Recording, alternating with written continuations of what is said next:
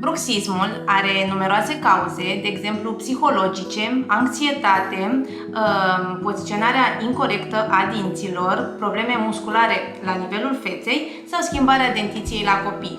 Dacă ai aceste probleme, pe lângă vizita la medicul stomatolog, noi te putem ajuta cu problemele de la nivelul articulației temporomandibulare. Dacă aveți întrebări asupra acestui aspect, vă așteptăm!